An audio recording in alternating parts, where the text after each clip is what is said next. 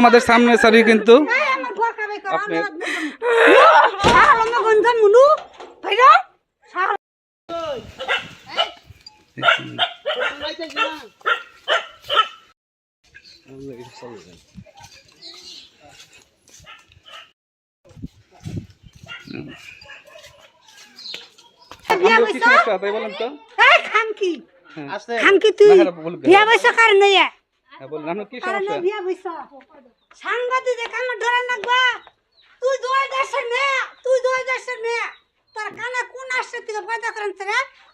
আমি এই দেশের জন্ম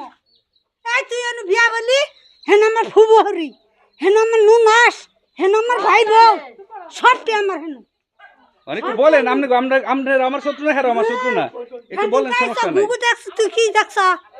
এই কয় লাখ টাকা লয়ে বিয়া বইছ কয় লাখ টাকা লয়েছ তুই এই মেয়ে হার আগে দিয়ে ভাইতে উঠতি না আমার কথা হলো আমি বিয়ে বইছি আমি ওর বাতি খাম সে তো আরেকটা বিয়ে করে ফেলছে এখন এটা কি আপনি জানতেন না যে বিয়ে না জানতাম না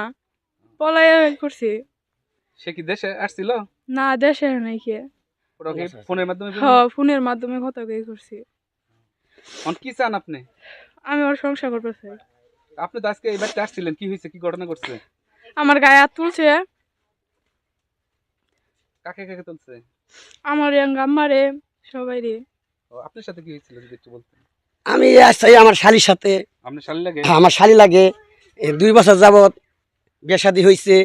আমার সাথে অনেক কথাবার্তা হয়েছে সাগরের সাথে সে বলছে আমরা এই বাড়িতে পাঠাইতে চাইছি সে বলছে না ভাই আমি বাড়িতে না আমি দেশে আসবো আইসা আমি নেবো আমি মাইনাস করে নেবো এই দিক সেদিক করতে করতে 2 বছর পার হয়ে গেছে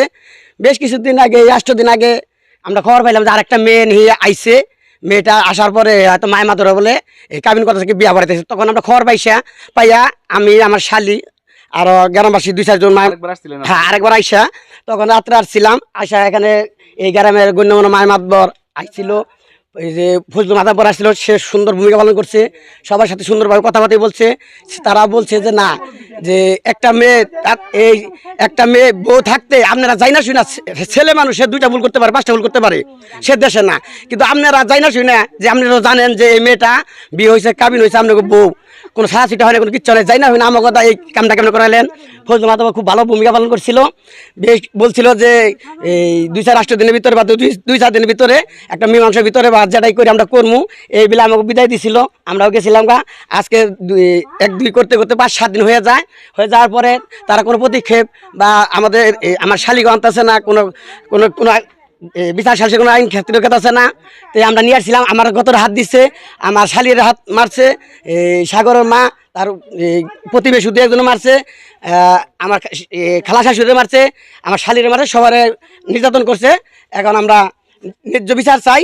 এই বাংলাদেশের মানুষের কাছে জনপ্রিয়তার কাছে ন্যায্য বিচার চাই সে একটা প্রতিবন্ধী মেয়ে তার বাবা এই ভিক্ষা করে রাখা অচল মানুষ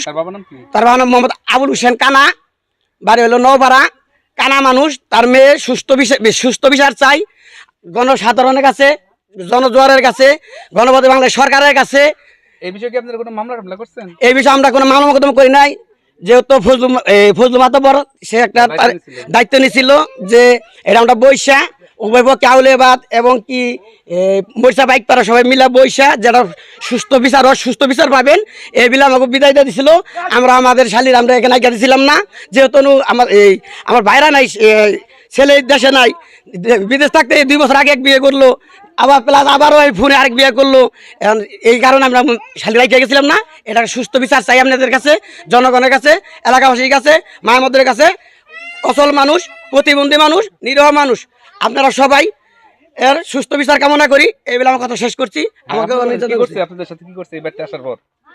আমাকে সাথে মায়ের দূর করছে বকা বাদ্য যা মুখে আইছে তাই বকা বাদ্য পারছে আমরা আঙ্গ বলে 3 লাখ টাকা দিছে এনে কইয়া আঙ্গ মায়ের দূর করছি কি চান আপনারা আমার মেয়ের